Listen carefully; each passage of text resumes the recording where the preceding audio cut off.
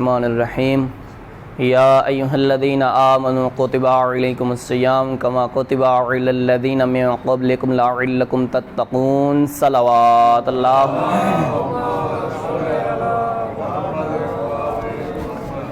آپ کے سامنے مبطلات روزہ اور مکروہات روزہ بیان کیے ہیں۔ آج آپ کے سامنے ایسے مواقع کہ جن میں روزے کی قضا اور کفارے دونوں واجب ہو جاتے ہیں، ایک قضا ہوتی ہے ساتھ کفارہ بھی ہو جاتا ہے، تو اس حوالے سے عرض کر رہے ہیں۔ مل کے عدیہ صلوات اللہ۔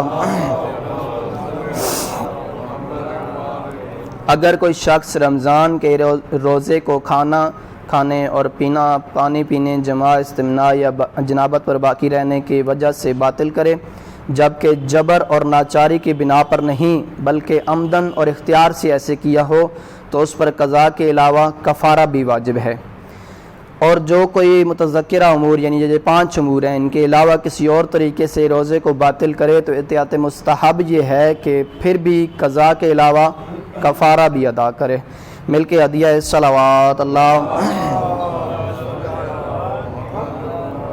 جن امور کا ذکر کیا گیا ہے، اگر کوئی ان میں سے کوئی کسی فعل کو انجام دے جبکہ اسے پختہ یقین ہو کہ اس عمل سے اس کا روزہ باطل نہیں ہوگا تو اس پر کفارہ واجب نہیں ہے۔ یہی حکم اس شخص کا ہے جسے معلوم ہی نہیں ہے کہ اس پر روزہ واجب ہے، جیسے وہ بچے جو بلوغت کے بعد کے ابتدائی دنوں میں ہوتے ہیں تو ان کو پتہ نہیں ہوتا کہ روزہ واجب ہے یا نہیں ہے۔